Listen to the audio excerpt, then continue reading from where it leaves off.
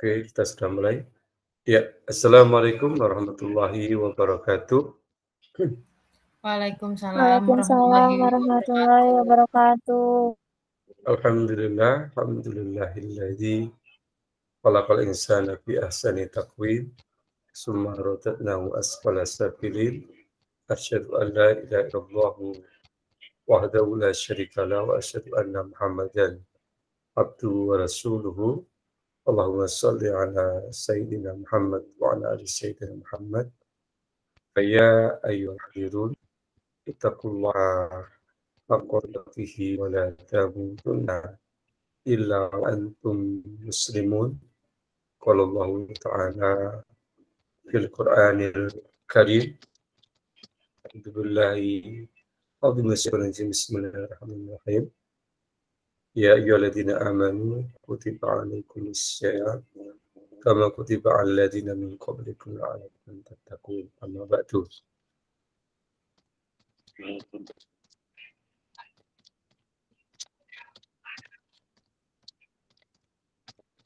Saudara sekalian yang berbahagia, puji syukur kita panjatkan kepada Allah Subhanahu wa Ta'ala.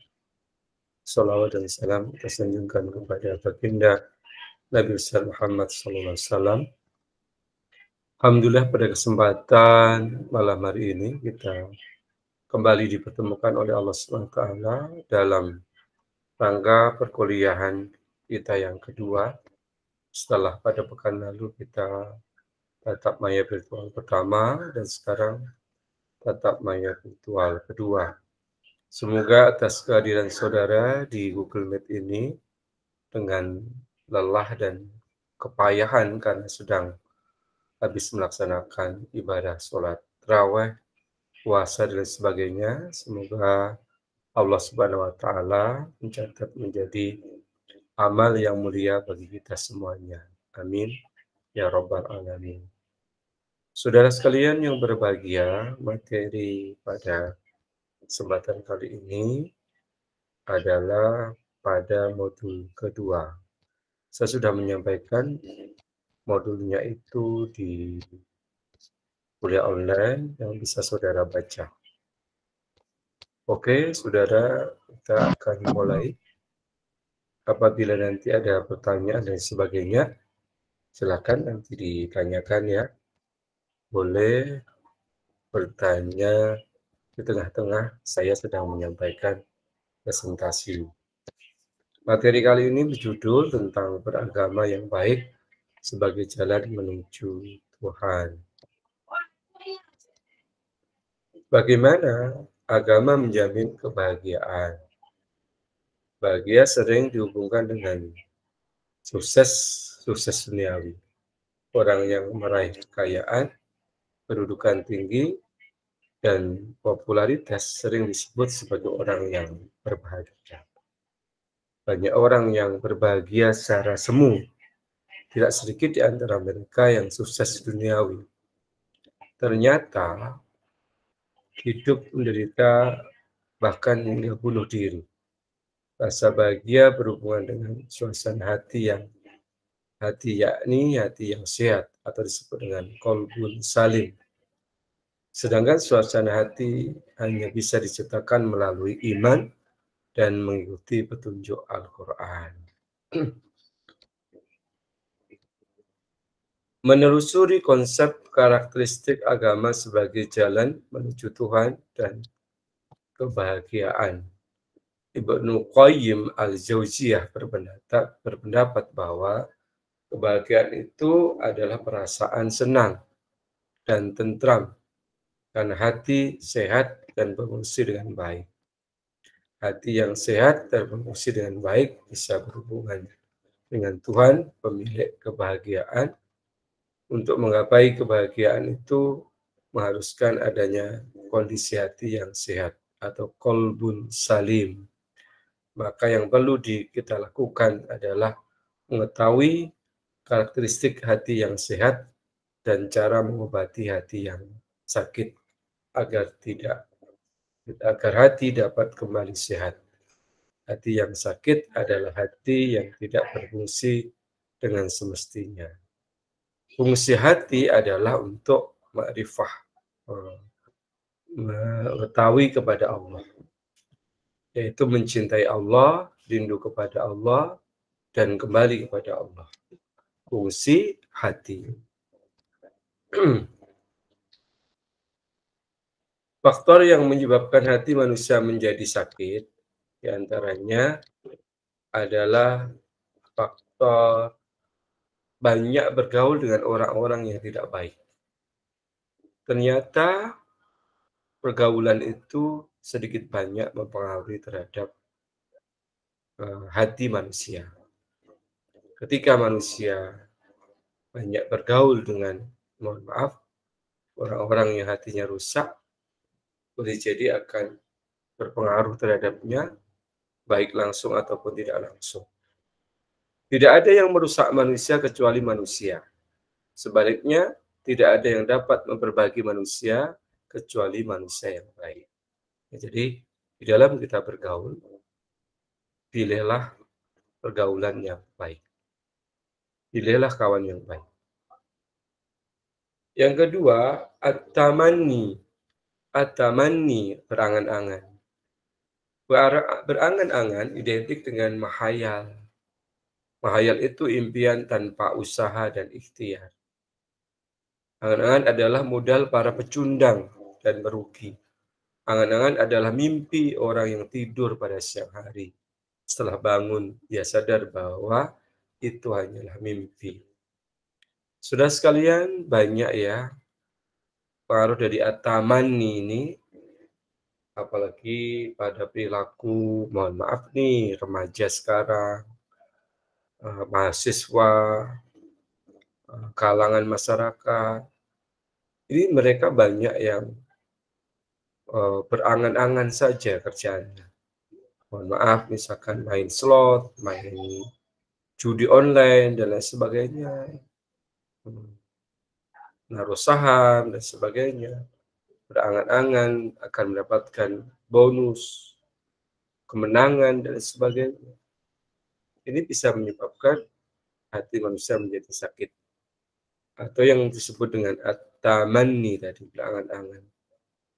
Berangan-angan hal ini ingin kaya tetapi malas bekerja.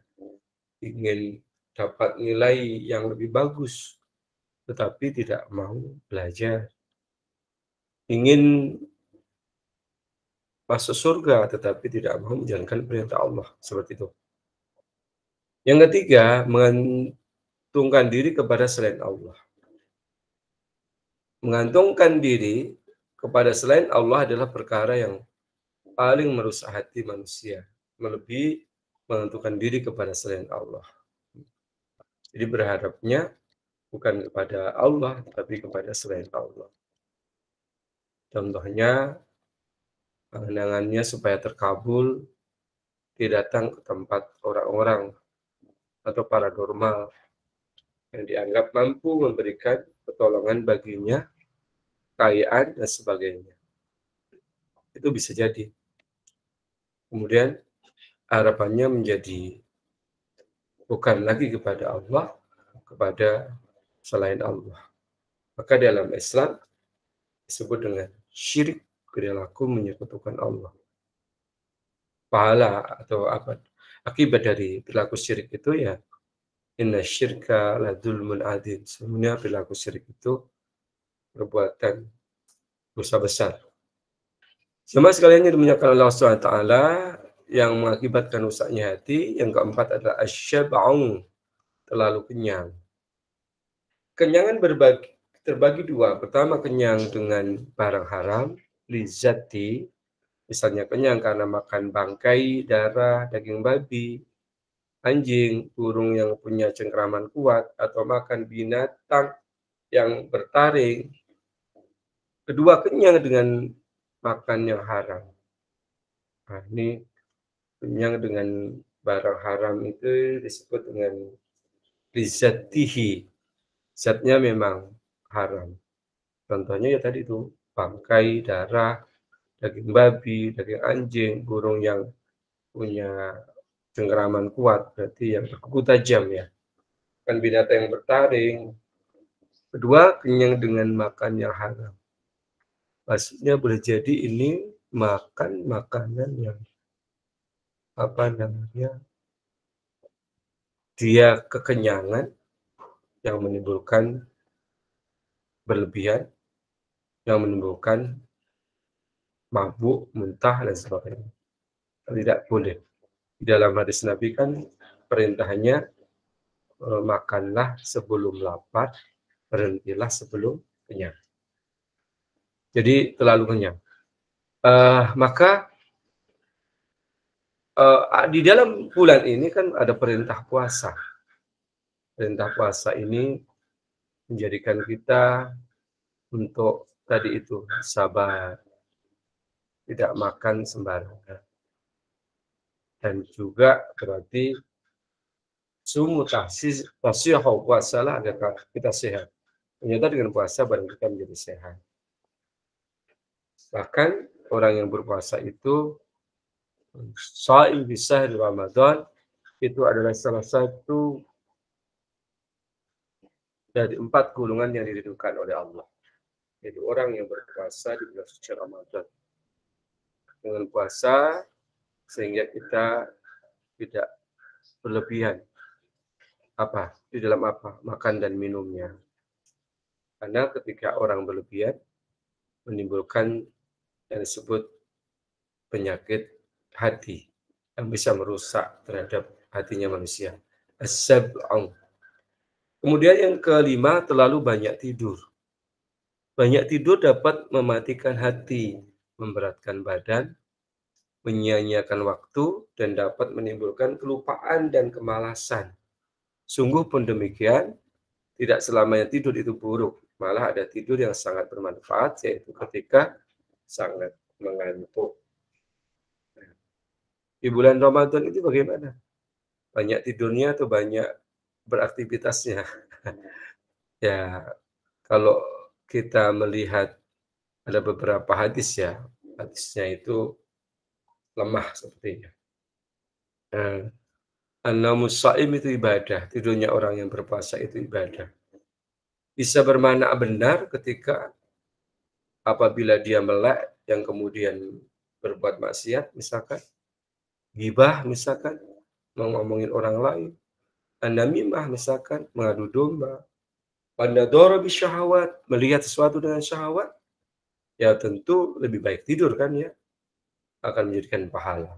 Maksudnya di situ ya, ketika melek justru bisa merusak atau mengurangi pahala puasa kita. Maka kata Nabi, kan min shaimin laisa lahu min syamihi illa ju' wal atas. Betapa banyak orang yang berpuasa tetapi tidak mendapatkan apa-apa dari puasanya kecuali rasa haus dan dahaga saja.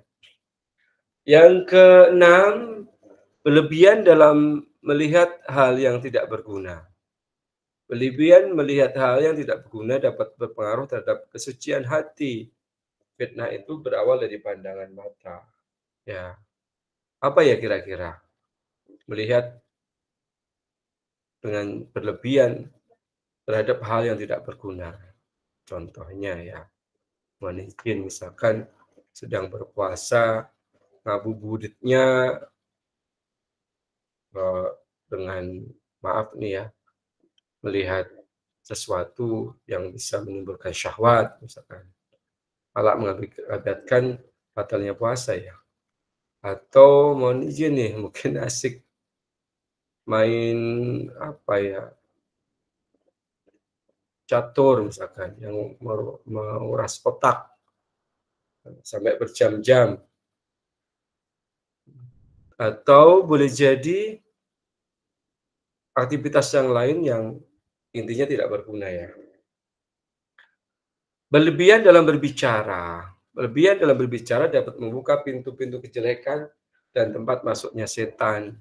Mengendalikan berlebihan bicara dapat menutup pintu-pintu itu. Ya, kata Nabi kan disebutkan man kana yu'minu billahi wal yaumil akhir falyaqul khairan aw liyasmut. Barang siapa yang beriman kepada Allah dan hari akhir, hendaklah ia berkata yang baik, nah, bicara yang baik. Nah, kalau berlebihan berbicara berarti kan tidak baik ya. Berbicara yang baik. Apabila tidak mampu berbicara dengan yang baik, falyaqul khairan aw liyasmut. Maka hendaklah ia diam. Nah, itu Mas. Saudara sekalian yang dimuliakan oleh Allah Subhanahu wa taala, bagaimana masih berada di ruang Google Meet? Apa pada tidur? Tidak, Ada, Pak. Pak. Alhamdulillah. Masih, Pak. Alhamdulillah, luar biasa ya, Alhamdulillah, semangat ya. aman aja, Pak. Aman ya.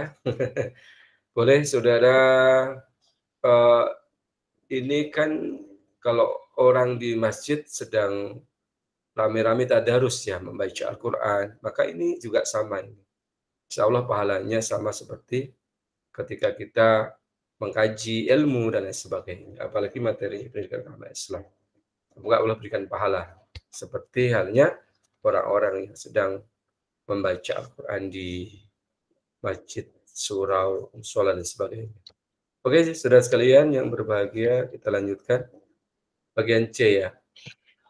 Manusia harus beragama dan bagaimana agama dapat membahagiakan umat manusia.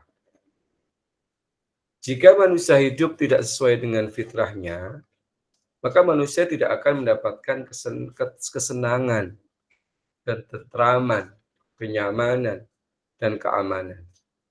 Ujungnya tidak ada kebahagiaan. Jika hidup beragama itu adalah fitrah, dan karena itu manusia merasakan nikmat, nyaman, aman, dan tenang. Sedangkan apabila hidup tanpa agama, manusia akan mengalami ketidaktenangan, ketidaknyamanan, dan ketidaktentraman yang pada ujungnya ia hidup dalam ketidakbahagiaan. Oleh karena itu, bahagia adalah menjalani hidup sesuai dengan fitrah yang telah diberikan Allah kepada manusia. Saudara sekalian yang berbahagia, ada janji kita kepada Allah sejak kita berada di alam kandungan. Ada ayat Quran yang menjelaskan, bunyinya begini, A'udzubillahi minasyaitonirrajim, bismillahirrahmanirrahim. Alastu birabbikum qalu bala syahidna. Bukankah aku ini Tuhanmu? Benar, engkau itu adalah Tuhanku. Nah ini. Itulah dialog yang terjadi antara manusia di alam rahim. Ketika dia komitmen bahwa Allah itu Tuhannya, lahir ke dalam dunia ini, boleh jadi lupa. Saya yakin nih, di antara kita sudah lupa janji kita kepada Tuhan. Bahkan, janji kita kepada Tuhan itu bukan sekedar di alam rahim. Sampai saat ini pun kita masih terus berjanji kepada Allah. Apa contohnya?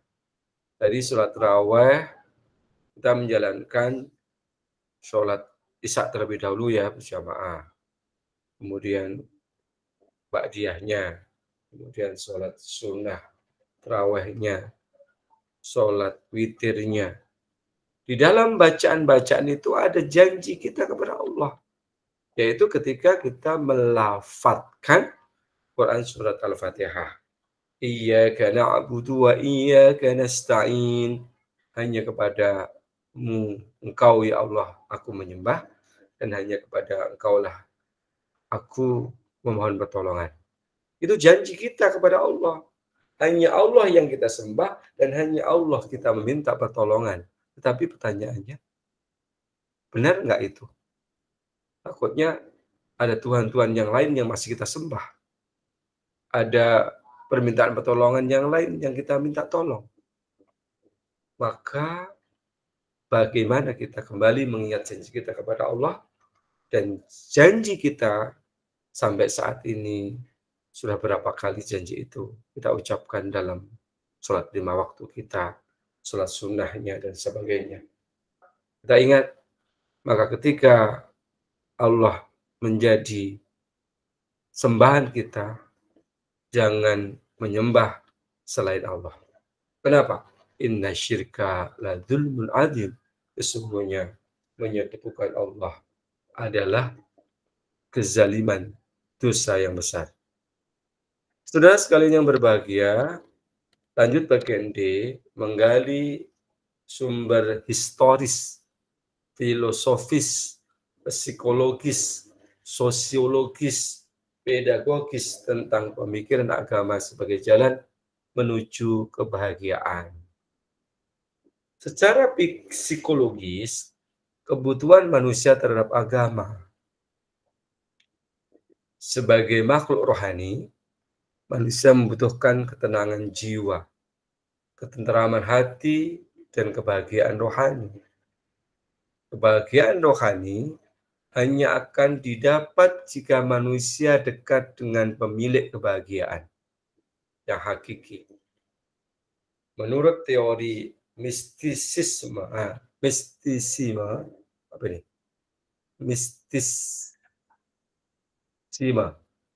Islam, bahwa Tuhan Maha Suci, Maha Indah, dan Maha Segalanya. Tuhan yang Maha Suci itu tidak dapat didekati kecuali oleh jiwa yang suci. Ini garis merahnya. Jadi ketika kita ini meminta kepada Tuhan, meminta kepada Allah Subhanahu wa taala, sebanyak permintaan yang kita minta, kok Tuhan sampai saat ini belum mengabulkan ya doa-doa saya. Apalagi katanya doanya orang berpuasa itu mustajab. Wa du'a mustajabun. Bagaimana ini? Kok saya belum dikabulkan doa kita? Ya, pertanyaannya, Anda jiwanya suci nggak? Maksudnya, di dalam saudara berdoa kepada Allah, kita berdoa kepada Allah itu sudah mensucikan jiwa kita apa tidak? Takutnya jiwa kita kotor. Kenapa kotor? Kotornya karena dikotori oleh hati kita yang rusak. Contohnya apa? Penyakit iri, dengki, dan sebagainya. Ada orang lain senang, kita yang susah. Orang lain susah, kita senang. Atau istilahnya senang melihat orang susah, susah melihat orang senang. A'udzubillahi min dzalik. Maka sucikanlah hati dari segala kotoran dan sifat-sifat yang jelek. Nah, ini ya, saudara sekalian, secara psikologis kita itu butuh terhadap agama. Argumen sosiologis kebutuhan manusia terhadap agama. Dengan adanya keseimbangan, hubungan secara horizontal dengan sesama manusia, dan secara vertikal dengan pencipta, maka manusia akan mendapatkan kebahagiaan. Kebahagiaan diperoleh manakala manusia diterima dan dihargai oleh lingkungannya, dan secara vertikal bisa mendekatkan diri kepada Tuhannya secara baik dan benar. Jadi sosiologis posisi manusia sebagai makhluk sosial di masyarakat itu keberadaannya dihargai. Di masyarakat dia menjadi tokoh misalkan. Atau di masyarakat seperti halnya hadis Nabi, khairun nas anfa'uhum linnas. Sebaik-baik manusia adalah yang bermanfaat terhadap manusia yang lain. Bisakah kita menjadi seperti itu? Insya Allah bisa. Dengan apa? Ketika Allah berikan ilmu, dengan ilmu Anda bisa berpartisipasi di masyarakat. Ketika Allah berikan harta, Anda bisa menggunakan hartanya. Ketika tidak punya harta, tidak punya ilmu, Anda masih bisa bermanfaat di masyarakat. Setidaknya berdoa untuk kebaikan masyarakatnya. Doa juga tidak mau, setidaknya bagaimana? Mencintai kegiatan masyarakat. Nah, itu ya. Kalau sudah doa juga nggak mau, mencintai tidak mau, kita menjadi makhluk apa? Karena kan sebagai makhluk sosial kita butuh manusia yang lain. Dan manusia tidak mampu hidup sendiri tanpa bantuan manusia yang lain. Maksudnya begitu. Masuk sosial itu. Untuk menggapai madatilah itulah tujuan hidup manusia sebagai makhluk sosial. Karena manusia berusaha mendekatkan diri kepada Allah. Maka disebutlah manusia sebagai abdullah, hamba ya. Karena manusia berusaha menjalin hubungan secara produktif dengan sesama manusia dan lingkungannya dengan cara membangun peradaban yang memajukan martabat manusia, maka disebutlah dengan manusia sebagai khalifah.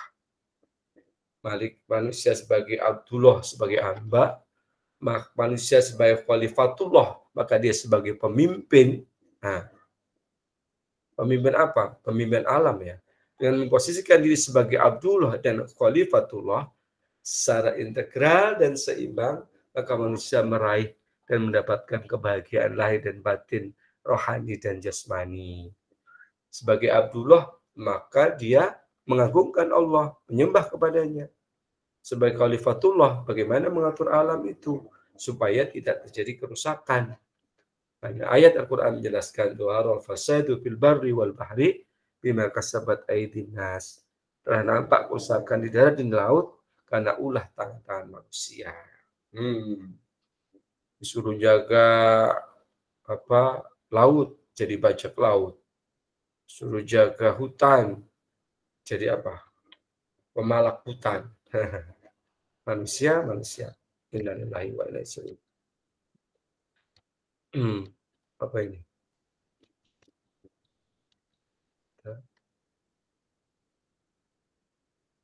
Tauhidullah adalah barometer kebenaran agama-agama sebelum Islam.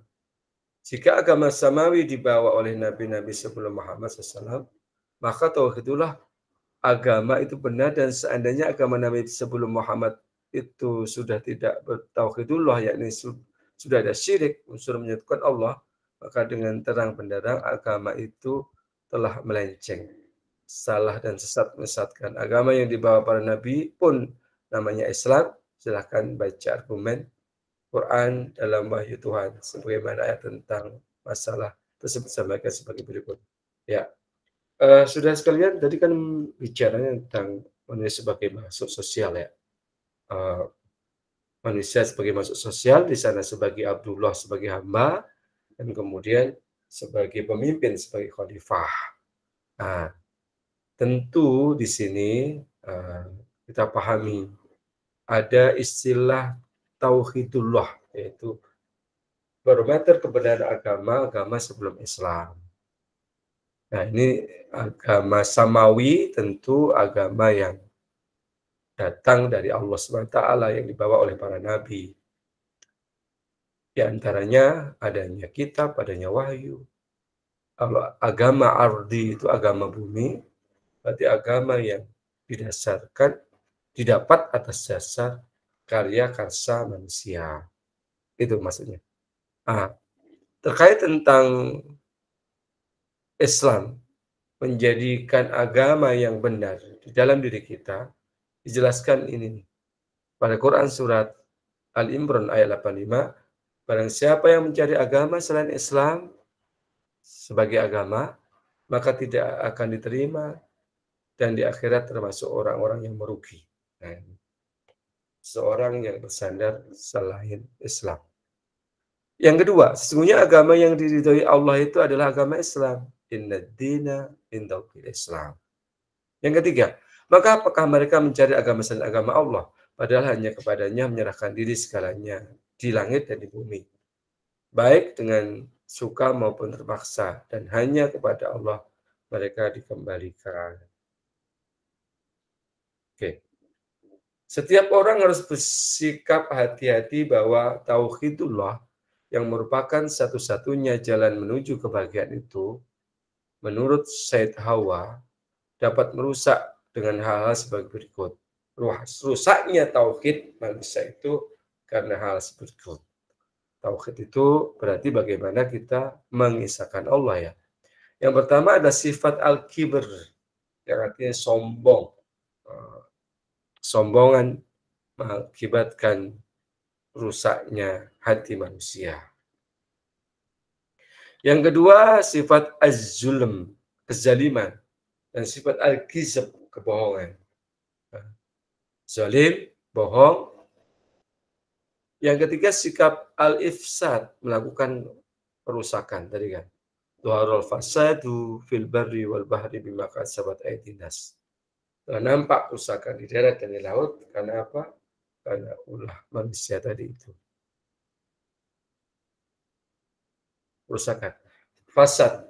Yang keempat, sikap al-ghaflah, lupa. Yang kelima, al-isyram, berbuat dosa. Dan yang keenam, sikap ragu menerima kebenaran. Ya. Islam itu agama benar apa tidak? Menimbulkan keraguan baginya. Maka kita harus yakin. Tadi kan ayatnya ada. Barang siapa yang mencari agama selain Allah, tidak akan diterima agama daripadanya dan dia di akhirat termasuk orang yang rugi. Kemudian bagian E mendeskripsikan esensi dan urgensi komitmen terhadap nilai tauhid untuk mencapai kebahagiaan. Nilai-nilai universal yang perlu ditanamkan dan dikembangkan menjadi roh kehidupan ini adalah satu al-amanah, artinya terpercaya. Kejujuran menyebabkan seorang dipercaya, karena dipercaya maka ia menjadi manusia terpercaya, amanah. Yang kedua, al-adalah adalah etimologis artinya keadilan. Keadilan dalam perspektif Islam adalah adanya keseimbangan antara hak dan kewajiban. Al-adil. Yang ketiga, al-huriyah, kebebasan. Manusia dalam kehendak dan mewujudkan kehendak dengan perbuatan adalah hak asasi manusia. Manusia mempunyai kebebasan untuk berpikir dan mengembangkan pemikirannya lewat ilmu, filsafat atau pembaruan pemahaman terhadap agama. Kebiasaan berpikir merupakan sarana untuk melahirkan gagasan-gagasan besar untuk memajukan peradaban manusia. Peradaban yang maju tentu berawal dari gagasan-gagasan besar yang diwujudkan dalam bingkai iptek. Di samping mempunyai kebebasan berpikir, manusia juga mempunyai kemerdekaan dalam berserikat, berpolitik, dan menyampaikan aspirasinya melalui saluran-saluran yang benar secara hukum. Secara hukum, kemerdekaan berserikat, berpolitik, dan berpartisipasi dalam organisasi yang diikuti merupakan ciri utama masyarakat madani. Tujuan hidup manusia adalah sejahtera, baik di mana, di dunia dan di akhirat. Dengan kata lain, dapat disebutkan bahagia dunia dan bahagia di akhirat. Kebahagiaan diimpikan adalah kebahagiaan duniawi dan ukhrawi. Untuk menggapai kebahagiaan termasuk mustahil tanpa landasan agama. Agama dimaksud adalah agama tauhidullah. Mengapa kebahagiaan tidak mungkin digapai tanpa tauhidullah? Sebab kebahagiaan hakiki itu milik Allah. Kita tak dapat meraihnya kalau tidak diberikan Allah. Untuk meraih kebahagiaan itu, maka ikutilah cara-cara yang telah ditetapkan Allah dalam agamanya. Jalan mencapai kebahagiaan selain yang telah digariskan Allah adalah kesesatan atau penyimpangan. Jalan sesat itu tidak dapat mengantar Anda ke tujuan akhir, yaitu kebahagiaan. Mengapa jalan selain yang telah ditetapkan Allah sebagai jalan sesat? Karena di dalamnya ada unsur salah. Maka sebagai bangunan yang ada di atasnya juga salah dan tidak mempunyai kekuatan alias rapuh. Oleh karena itu, hindarilah kemusyrikatan supaya fondasi kehidupan kita kokoh dan kuat. Landasan itu akan kokoh dan kuat kalau berdiri di atas tauhidullah. F. Rangkuman tentang kontribusi agama dalam mencapai kebahagiaan. Tujuan hidup manusia adalah sejahtera di dunia dan bahagia di akhirat. Dengan kata lain, dapat disebutkan bahagia di dunia dan bahagia di akhirat. Kebahagiaan yang diimpikan adalah kebahagiaan duniawi dan ukhrawi. Untuk menggapai kebahagiaan termaksud mustahil tanpa landasan agama. Tuh. Agama dimaksud adalah agama tauhidullah. Mengapa kebahagiaan tidak mungkin digapai tanpa tauhidullah?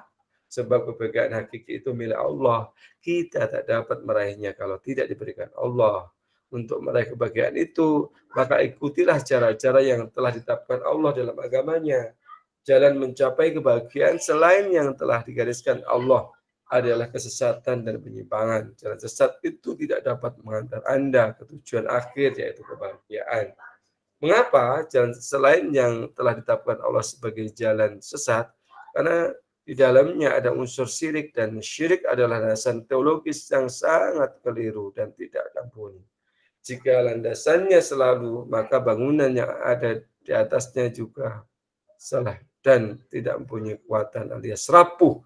Oleh karena itu, hindarilah kemusyrikan supaya pondasi kehidupan kita kokoh dan kuat. Landasan itu akan kokoh dan kuat kalau berdiri di atas tauhidullah. Saudara sekalian yang berbahagia, bagaimana? Lanjut, masih di ruangan Zoom? Masih Pak, alhamdulillah masih menyimak Pak. Siap. Pak. Berarti Bapak yang ngantuk nih ya. Oke, Masih, siap. Lanjut. Pak. Ya, semangat ya. Ya. Kebahagiaan dalam Islam adalah kebahagiaan autentik, lahir dan tumbuh dari nilai-nilai hakiki Islam, dan mewujud dalam diri seorang hamba yang mampu mewujudkan sifat taubat, melakukan introspeksi dan koreksi diri, untuk selalu berpegang pada nilai-nilai kebenaran ilahiyah, mensyukuri karunia Allah berupa nikmat iman, Islam, dan kehidupan, serta menjunjung tinggi kejujuran, kebenaran, dan keadilan dalam menjalani kehidupan pribadi, sosial, dan profesional. Pada sisi lain, kebahagiaan itu menjadi tidak lengkap jika mewujud dalam kehidupan konkret dengan jalan membahagiakan orang lain. Tadi ada tugas belajar, proyek belajar memformulasikan kebahagiaan. Oke. Oh, ternyata sudah berakhir ini. Ada daftar pustaka ini yang bisa menjadikan rujukan di dalam perkuliahan kita pada hari ini. Oke, saudara sekalian yang berbahagia, rupanya sudah berakhir ya presentasi materi kita. Kita lanjutkan, ada Mas David Fajar. Ya Mas, silakan Mas. Mau bertanya Mas? Mas David. Hadir Pak. Ya. Bapak mohon izin, saya udah masuk waktunya kerja lagi. Takutnya nanti pasti absen nggak nyaut. Oke, siap. Silakan. Mohon maaf ya Pak. Okay. Tapi saya tetap masuk di ruang ini sambil mendengarkan ya Pak. Soalnya takut distract. Ya, nanti abis ini dia absen Mas. Baik Pak. Oke, ya siap. Terima kasih Pak. Apakah ada lagi? Ya, sama-sama. Silakan apabila ada pertanyaan dan sebagainya. Sambil nunggu temennya ya.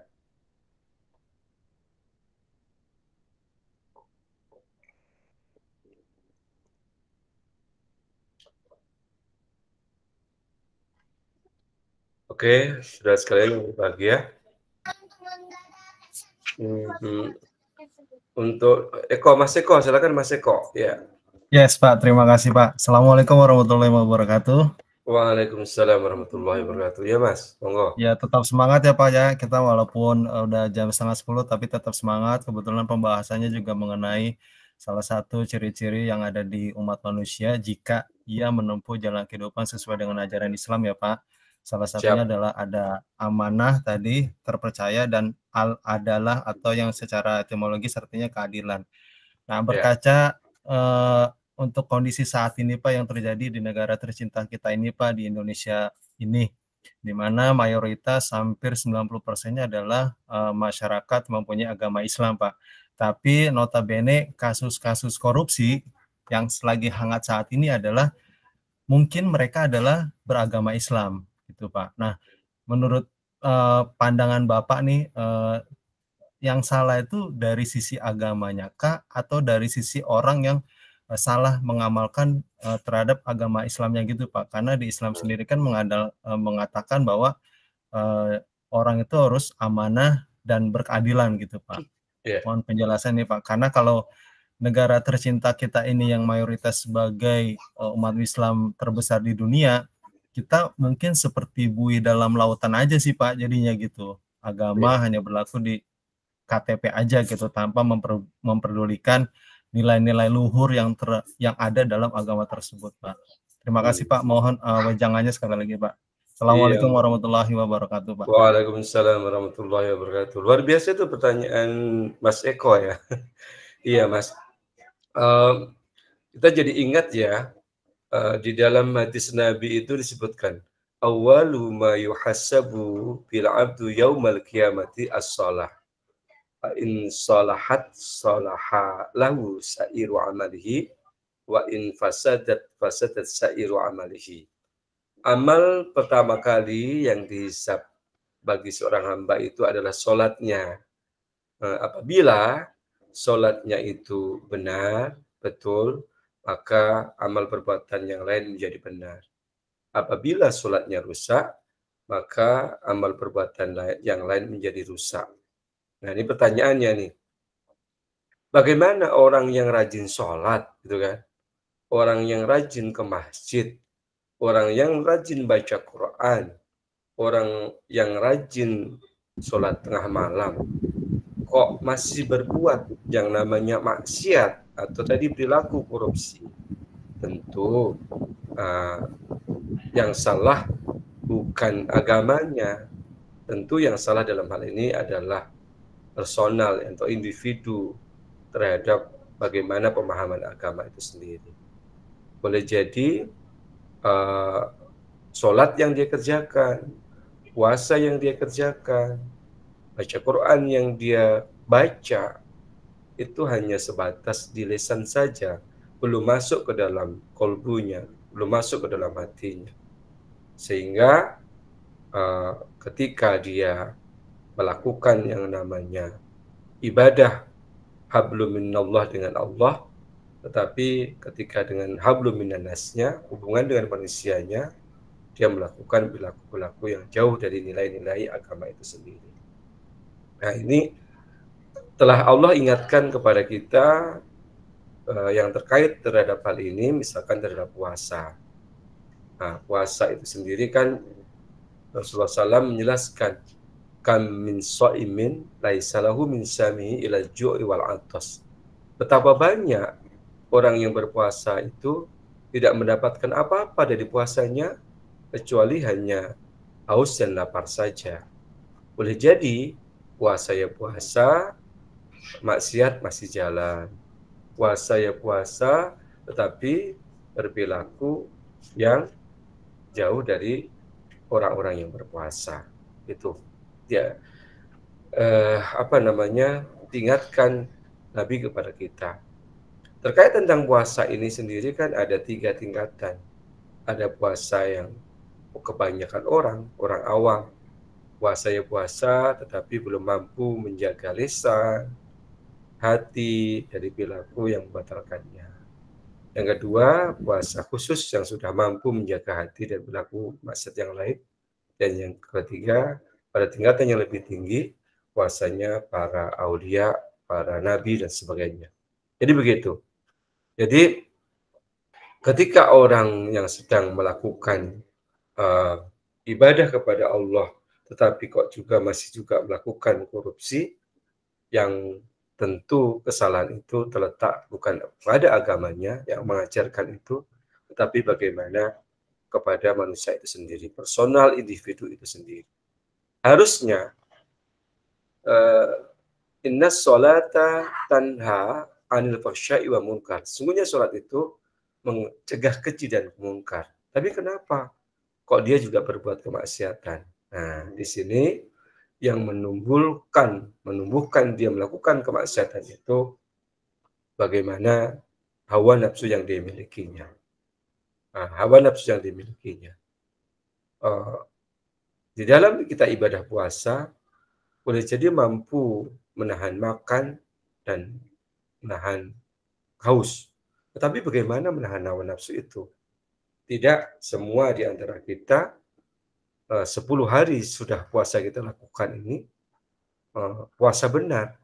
Boleh jadi mampu menahan makan dan minum, tetapi emosinya kita tidak tahan, tidak mampu. Mohon maaf, masih juga berperilaku maksiat, jadi seperti itu. Kalau itu ada di dalam diri kita, dan seolah-olah kita tidak menyadari itu adalah merusak terhadap ibadah kita, maka bisa jadi ketika itu dibawa pada ranah misalkan menjadi seorang pejabat, ataupun menjadi politikus, atau menjadi apa, dia melakukan hal itu. Puasa tetap jalan dia lakukan, tetapi maksiat pun juga tetap dilakukan. Kenapa? Karena tidak ada efek atau dampak dari ibadah yang dilakukan. Dari puasa yang dia lakukan, dari sholat yang dia lakukan, dari baca Al-Quran yang dia baca, dari haji yang tiap tahun dia pergi ke Mekah. Nah, jadi gitu. Ternyata bagaimana pentingnya bagi kita sebagai orang yang muslim ini untuk memahami secara dalam bahwa melaksanakan ibadah kita kepada Allah itu dengan sebenar-benarnya, dengan takwa yang benar, yaitu benar-benar menjalankan segala perintahnya dan menjauhi segala larangannya. Bukan hanya ibadah secara formalitas saja. Sholat secara formalitas, puasa secara formalitas, baca Quran secara formalitas, tetapi tidak ada efek daripada itu sendiri. Maka bagaimana pentingnya kita berbudi pekerti yang luhur. Ilmu yang kita dapatkan, iman yang kita dapatkan, tapi juga kita berbudi pekerti yang luhur. Punya pekerti yang luar itu yang kemudian membedakan kita dengan orang yang lain. Jadi Mas Eko, kebanyakan memang kalau kita lihat kasus-kasus korupsi yang ada, ini adalah orang-orang yang mohon izin ya, bicara tentang agama boleh jadi juga jago, bicara spiritualitasnya juga mungkin juga tinggi, tapi kenapa juga masih melakukan perilaku korupsi itu? Ternyata, ya itu tadi, ibadah yang dilakukan ini hanya sebatas ibadah secara formalitas saja, belum masuk pada tingkatannya kan ada apa? Ma'rifat, terus apa lagi? Hakikat gitu. Hakikat daripada sholat itu seperti apa? Hakikat dari puasa yang dilakukan itu seperti apa? Jadi hanya luarnya saja yang dia dapatkan, lakukan, tetapi pada kenyataannya hakikat dari ibadah itu yang belum dilakukan. Harusnya kan, yang idealnya kan orang yang sholat itu mampu mencegah perbuatan keji dan munkar, karena sudah ada dalilnya.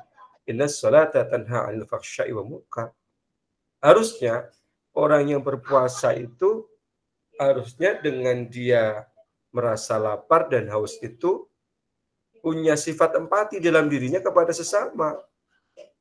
Suka berbagi, peduli, dan sebagainya. Tapi kenyataannya tidak. Jadi itu yang terjadi. Semoga kita semuanya dijauhkan dari perilaku-perilaku itu dan kita mampu untuk menjalankan ibadah itu dengan benar dan kemudian bagaimana kita praktekkan di dalam dunia kerja kita, lingkungan kita. Benar loh, sholat itu mencegah perbuatan keji dan munkar. Benar loh, puasa itu efeknya adalah takwa. Jadi ketika kita sudah berpuasa menjadi orang bertakwa, jadi ciri-cirinya apa takwa itu? Ya, tentu diantaranya tidak menzulimin orang lain. Ketika orang korupsi kan menzolimi ya, zolimin dirinya sendiri, menzolimin orang lain, berperilaku zolim, berperilaku aniaya. Nah, ini adalah yang terjadi dalam konteks kasus-kasus yang ada sekarang ini. Innalillahi wa inna ilaihi raji'un. Bagi kita sebagai umat Islam boleh jadi malu ya dengan umat-umat yang lain yang boleh jadi mengenal Islamnya itu tidak seperti kita, karena sejak kecil sudah menjadi umat Islam. Harusnya pemahaman agamanya lebih banyak, lebih dalam. Semoga ilmu yang kita dapatkan mampu mencegah dari perbuatan keji dan munkar. Jangan mengikuti hawa nafsu yang kita turuti. Ketika manusia tidak punya kendali, maka dia menuruti hawa nafsunya. dengan mata kuliah kita, agama menjadikan kita bahagia menuju Tuhan, harusnya dipahami. Jadi seperti itu. Jadi intinya adalah kasus itu terjadi bukan kesalahan terhadap ajaran agama, tapi kesalahan secara personal atau individu orang tersebut yang tidak mampu mengendalikan terhadap hawa nafsunya. Mas Eko, mohon izin. Ya, silakan Mas. Terima kasih banyak Pak atas penjelasannya Pak, sangat bermanfaat untuk kami dan kedepannya Pak. Terima kasih Pak. Insya Allah. Ya, sama-sama. Boleh silakan yang lain mau bertanya. Silakan. Mas yang lain nih. Kalau tidak ada pertanyaan, kita mohon izin mau saya dokumentasikan untuk dibuka kameranya ya. Pertemuan kali ini atas kehadiran saudara mohon untuk dibuka kayak Mas Eko tuh dibuka penuh itu kelihatan. Ya. Karena ini penting nih. Siapa yang hadir pada malam hari ini? Oke, silakan dibuka kameranya. Mas David. Buka kameranya. Ada mas-mas yang lain yang belum dibuka. Saya screenshot.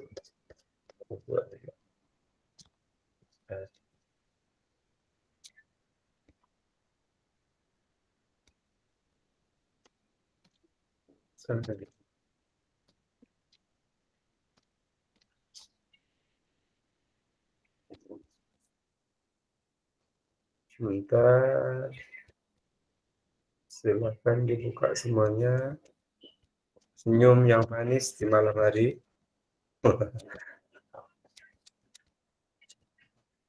Sekali lagi 1, 2, 3.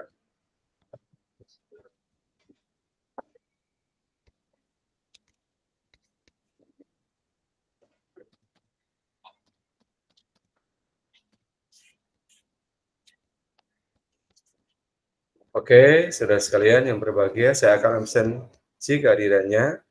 Mohon izin saya share absennya. Kelihatan untuk absensinya, saudara? Kelihatan, Pak. Oke. Suaranya yang kenceng ya bila hadir. Nanda Dwi Mayanti. Sekali lagi, Nanda Dwi Mayanti. Selanjutnya, Arnita Rahmasari Dewi. Hadir, Pak. Siap. Adelia Ainun Pratiwi. Hadir, Pak.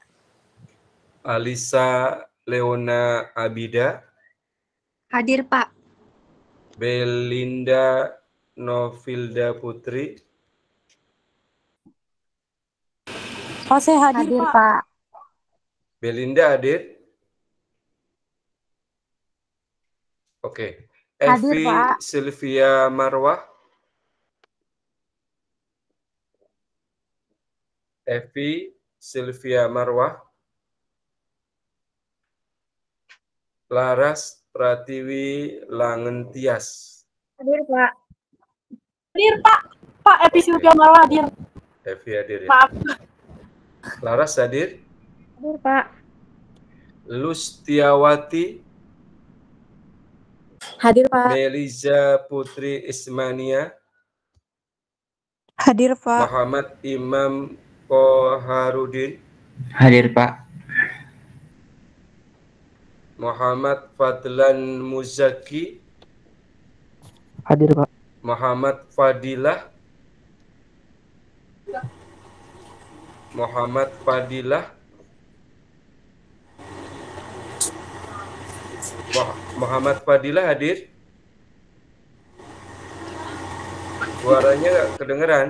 Muhammad Fadilah.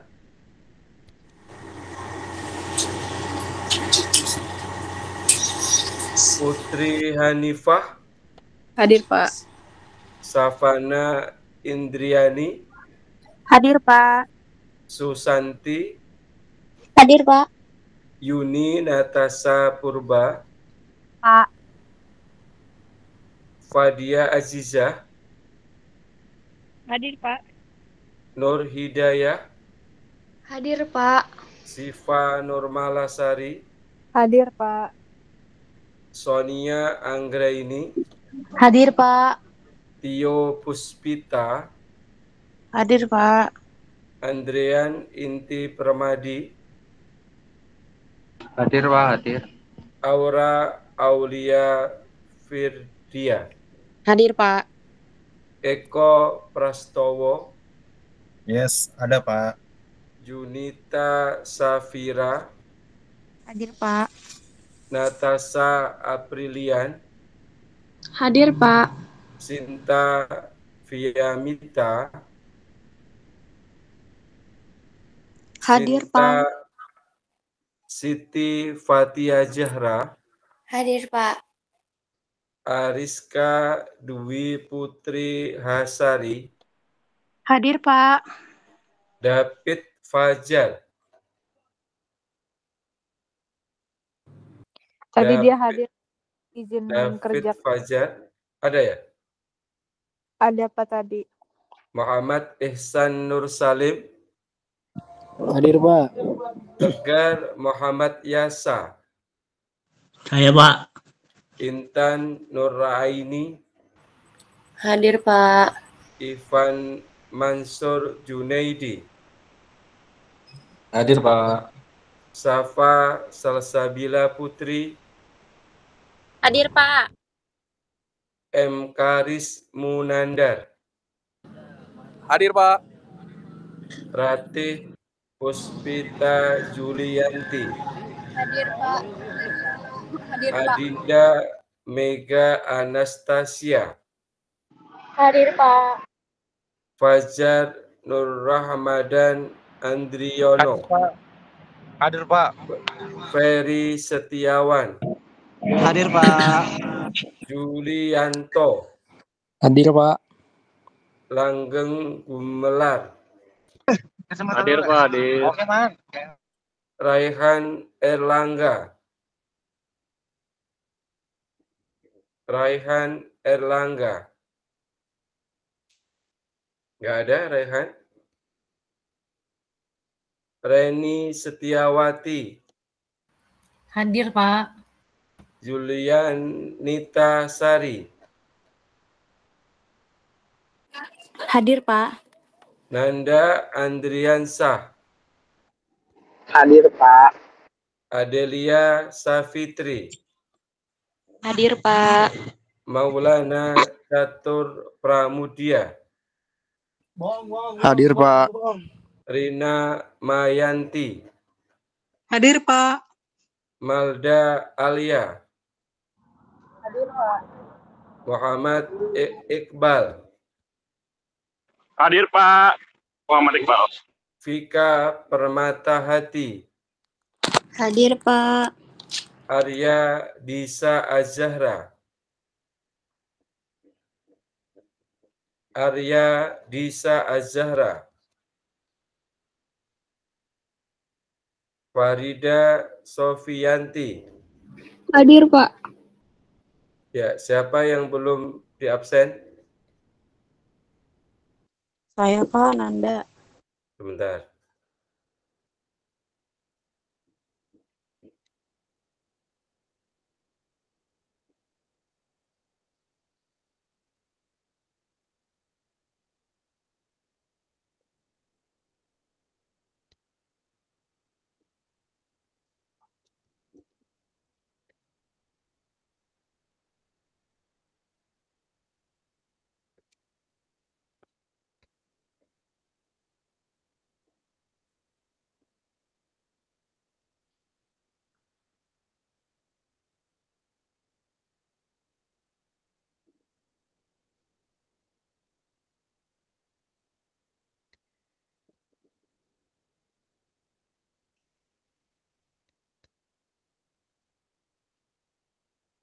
Yang boleh absen siapa? Nanda sama siapa?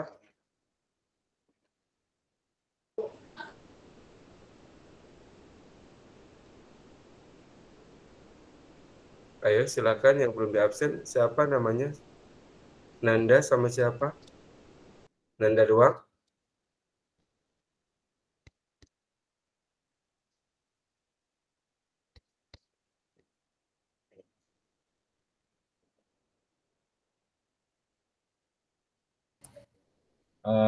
Tadi yang Reshan itu Nanda Dwi Meyanti Pak yang belum absen. Oh, Nanda Dwi ya. Oke, sebentar.